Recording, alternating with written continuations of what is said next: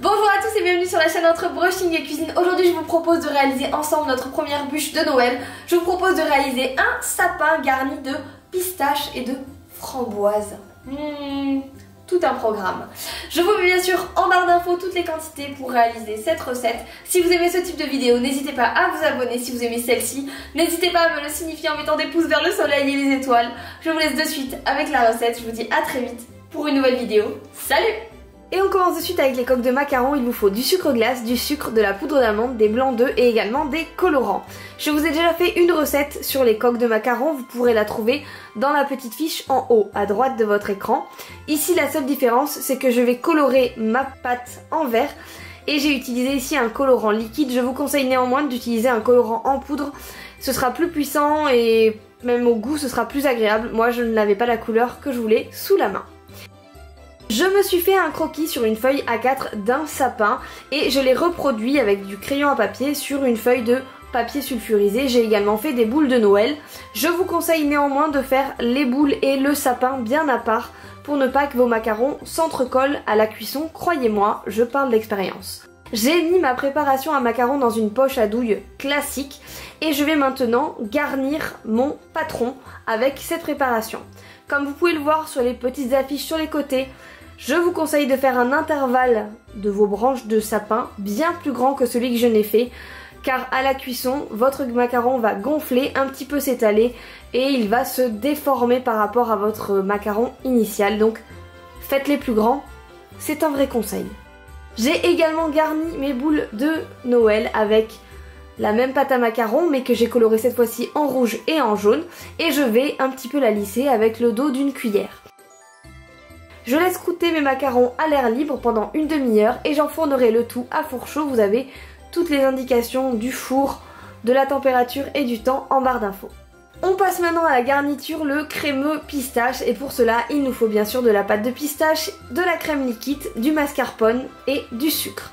Je vais mettre moi tous mes ingrédients dans un grand bol froid et mes ingrédients sont froids eux-mêmes et tout battre très vite. Vous pouvez néanmoins y aller étape par étape et d'abord faire une chantilly avec uniquement votre crème que vous battez très fort et incorporer ensuite au fur et à mesure les ingrédients avec une maryse. On passe maintenant à la déco. Je reprends mon petit patron, j'ai pris des billes de couleur, du chocolat noir, du chocolat blanc et un petit peu de paillettes alimentaires qu'on trouve au supermarché. Moi ici je n'utiliserai que du chocolat blanc mais vous pouvez également utiliser le reste si vous avez envie de faire d'autres décors, c'est vraiment selon le goût de chacun. J'ai fait fondre mon chocolat blanc au micro-ondes et je l'ai mis dans une petite bouteille comme vous pouvez le voir, un peu les styles de bouteille à ketchup. Je fais ensuite mes décorations sur mon patron comme je le sens et je mets mes petites billes de sucre. Je mets le tout au frigo pour que ça fige.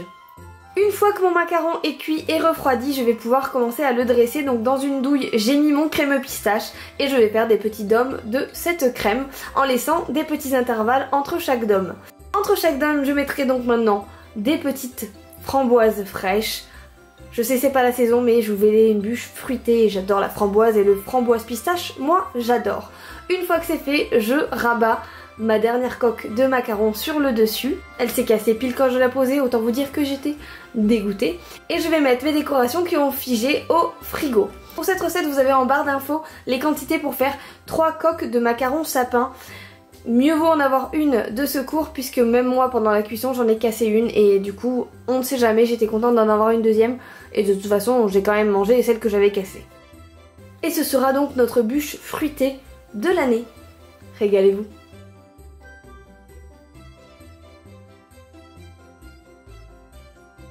Pascaline intelligent, branché, peut être utile pour que votre préparation marche.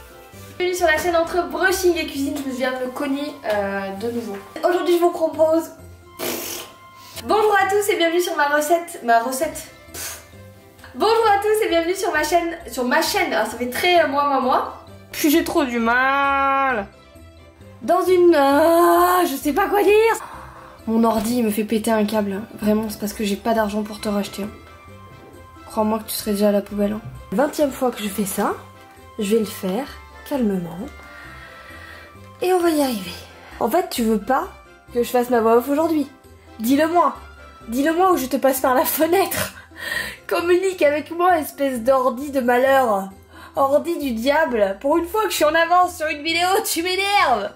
J'en peux plus. Et j'en ai marre. J'en ai marre. J'en ai marre.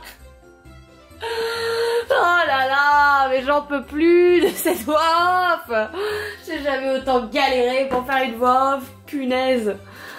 Si je dois me coucher à 3 h du mat, tu vas être fini toi. Je te préviens, je te préviens.